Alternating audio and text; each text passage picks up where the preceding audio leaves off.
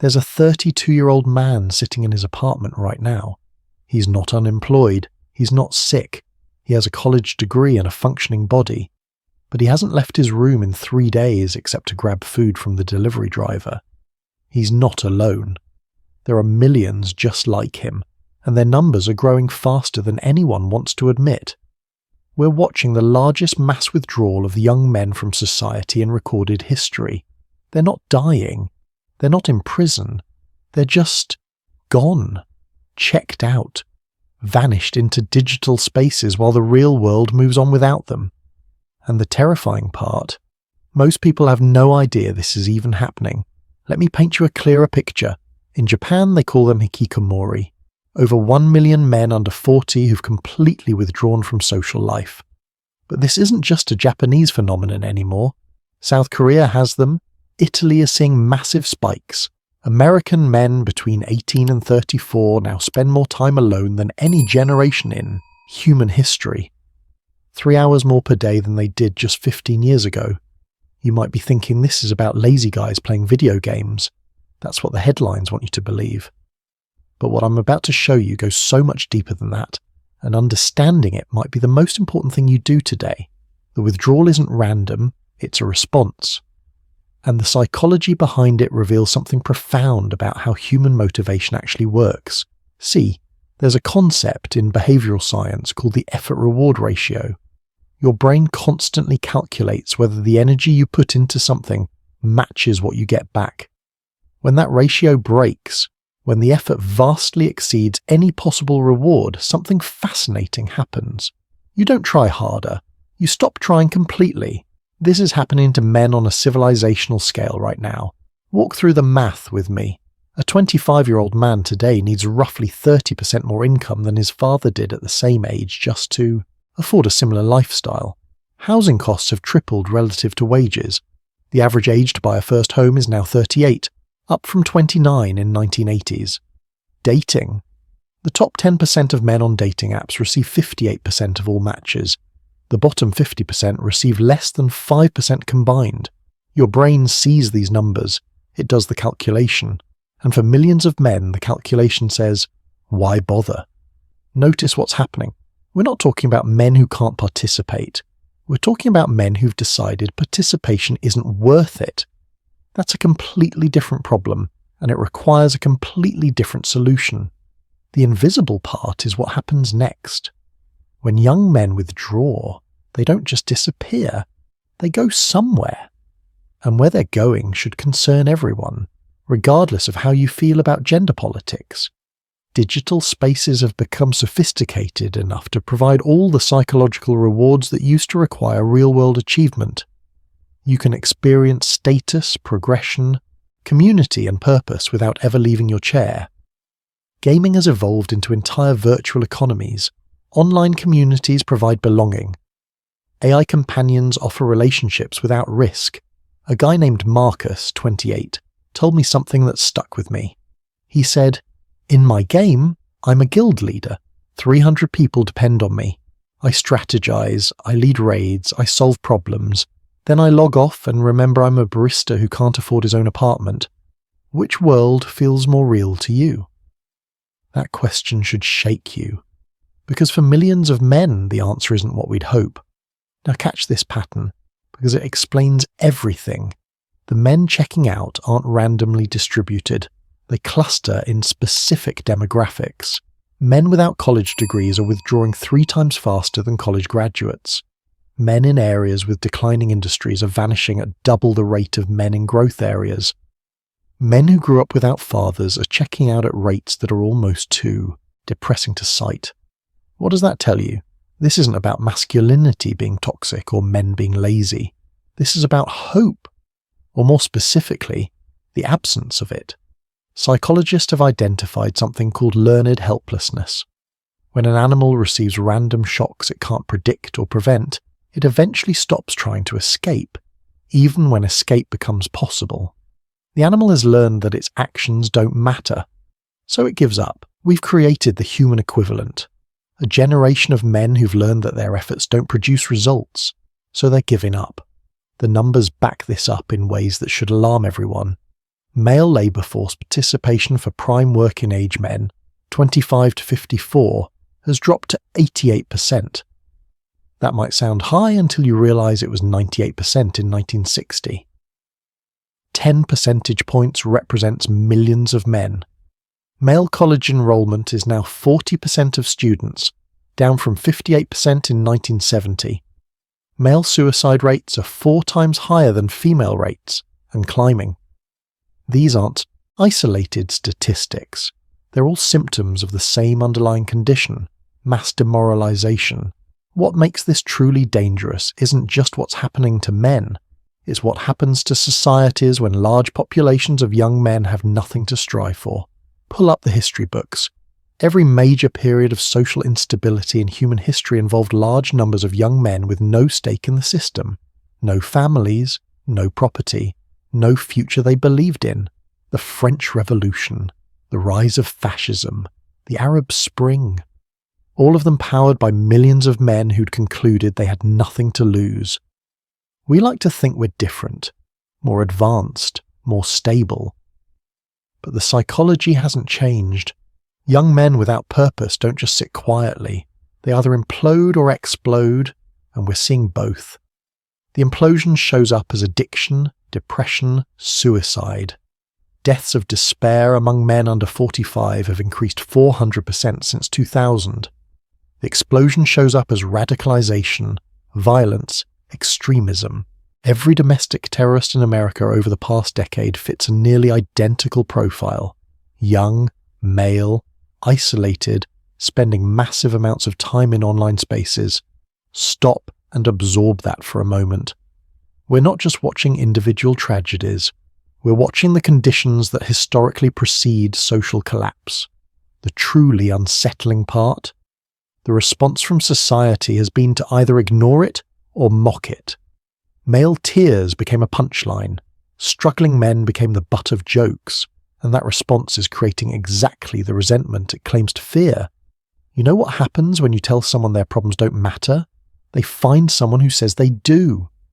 And right now, the people saying men's problems matter are often the worst possible voices, grifters, extremists, people weaponizing legitimate pain for destructive ends. That's the real crisis. Not that men are struggling, but that the only people willing to acknowledge that struggle are leading them off a cliff. I want you to understand something crucial about how this cycle perpetuates itself. When a man withdraws, he doesn't just remove himself from one area of life. He triggers a cascade effect that touches everything. Start with employment. When men drop out of the workforce, they lose income. Obvious enough. But they also lose structure. They lose social connections that happen naturally at work. They lose the identity that comes from contributing. Most importantly, they lose the daily proof that their actions produce results. Without employment, dating becomes nearly impossible. Women aren't being shallow when they select for employed men. They're being rational. A man without income or direction represents risk, not partnership potential.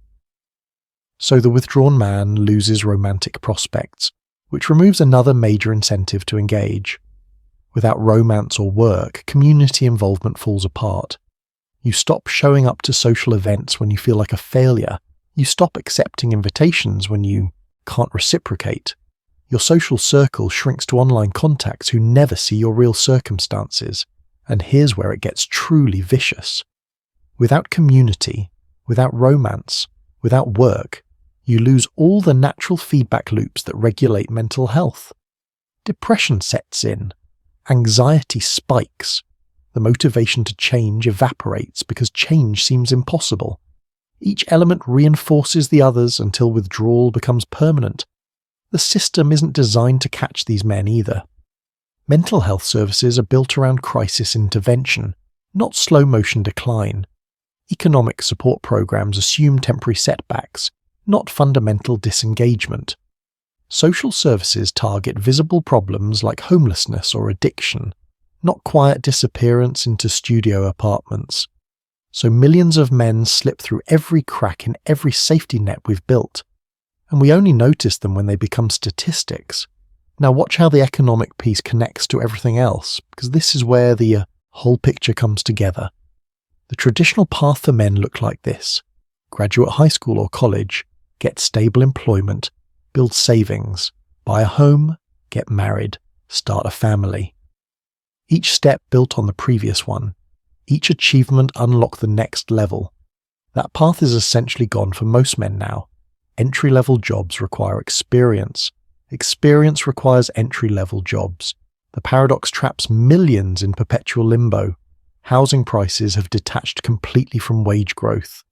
In 1970, the median home cost 2.3 times the median annual income. Today, it's 5.8 times. Marriage has become economically irrational for men in many situations. Divorce rates hover around 50%, and family court systems overwhelmingly favour women in custody and asset distribution. Run those numbers through the effort-reward calculator in your brain. The path that worked for your grandfather and your father doesn't just look harder for you. It looks impossible. And when the traditional path closes, men don't automatically find alternative paths. They need those paths built. They need visible examples. They need proof that different approaches work. Without that, they default to the lowest effort option: withdrawal. The tragedy is that many of these men have incredible potential. They're not stupid. They're not lazy. They're responding logically to illogical circumstances. Put them in conditions where effort produces reward, and they'd thrive. But those conditions have become rare. Let me show you what happens in places that have started fixing this. Because the solutions exist, they're just not being implemented widely enough. Germany rebuilt its vocational training system after reunification. They created clear pathways from apprenticeship to journeyman to master craftsman. Young men without college aspirations could enter a program at 16 and have a middle-class income by 22. The system worked because it provided visible progression. Every 6 months you gained new skills, new certifications, new earning potential. The effort-reward ratio stayed balanced. Male withdrawal rates in Germany are half what they are in comparable economies. Switzerland never abandoned its apprenticeship culture. Over 70% of young Swiss complete vocational training. The programs combine classroom learning with paid work experience. By the time you're 20, you have marketable skills, work history, and income. You can afford an apartment. You can date with confidence. You can envision a future. Swiss men have the lowest rates of social withdrawal in the developed world. Singapore takes a different approach but achieves similar results. National service gives young men 2 years of structure, purpose, and intensive training. They learn discipline. They build physical fitness. They form bonds with other men facing the same challenges. After service, they enter the workforce with confidence, connections, and capabilities. The system works because it addresses male psychology directly, instead of pretending it doesn't exist. Pay attention to what these solutions have in common. None of them involve lowering standards. None of them involve participation trophies.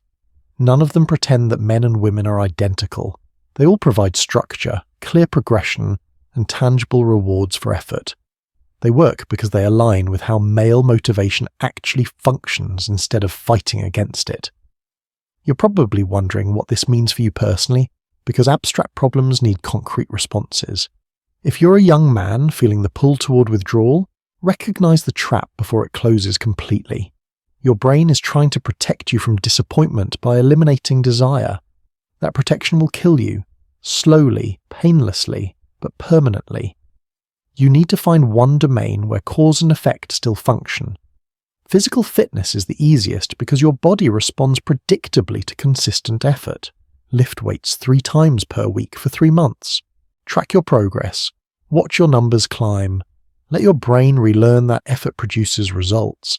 Then expand that lesson to other areas gradually. If you're a parent, especially of sons, understand that you're raising boys in a world that doesn't know what to do with men. Your job is to prepare him for that reality without destroying his spirit. Give him hard things to do. Let him fail. Let him struggle. Let him discover that he can overcome difficulty. Don't protect him from discomfort. Teach him to tolerate it. The confidence he'll need comes from doing hard things, not from being told he's special. If you're an employer, stop designing your workplace around the assumption that everyone responds identically to the same incentives. Young men respond powerfully to competition, hierarchy, and visible achievement. Create those structures. Let people know where they rank. Show them what advancement requires. You'll attract better male candidates and get better performance from the ones you have. If you're a woman navigating dating in this landscape, understand that the shortage of functional men is real and growing. The standards you have might be reasonable, but the pool meeting those standards is shrinking. You have two options: adjust expectations or accept longer searches. Neither is wrong, but pretending the market hasn't changed won't help you. And if you're someone who thinks this doesn't concern you because you're not male, pay closer attention. Social stability requires functional men. Every service you use, every infrastructure you depend on, every security you take for granted involves men doing difficult, dangerous, or thankless work. When those men disappear, everything else collapses eventually. This isn't gender politics, it's social physics. The question isn't whether this affects you. The question is how bad you'll let it get before demanding solutions. Because we're at a decision point. The trajectory we're on leads somewhere specific, and we can see the destination clearly if we're willing to look. Option 1. Continue ignoring this. Pretend millions of withdrawn men represent individual failures rather than system breakdown. Watch the numbers grow. Watch communities destabilize. Watch radicalization increase. Watch the economy struggle as labor participation drops. Deal with the consequences when they become impossible to ignore. Option 2. Overcorrect dramatically. Impose traditional structures through authoritarian means. Force men into roles whether they fit or not. Create backlash that makes everything worse.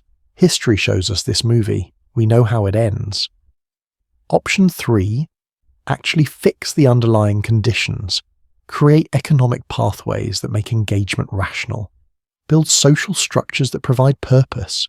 Develop relationship frameworks that work for both genders. It's the hardest path. It requires admitting mistakes. It requires changing systems. It requires letting go of comfortable narratives. But it's the only path that doesn't end in disaster. The men vanishing from society aren't monsters. They're not villains. They're casualties of a system that evolved faster than anyone could adapt to. They're responding rationally to irrational circumstances, and their disappearance should terrify you because of what it reveals about those circumstances. When millions of people independently make the same choice, you're not looking at character flaws, you're looking at revealed preferences, and right now millions of men are revealing that society as currently structured isn't worth participating in. That's the message. Whether you choose to hear it determines what happens next. The men are already gone. The question is whether you'll create conditions worth coming back to. Your move.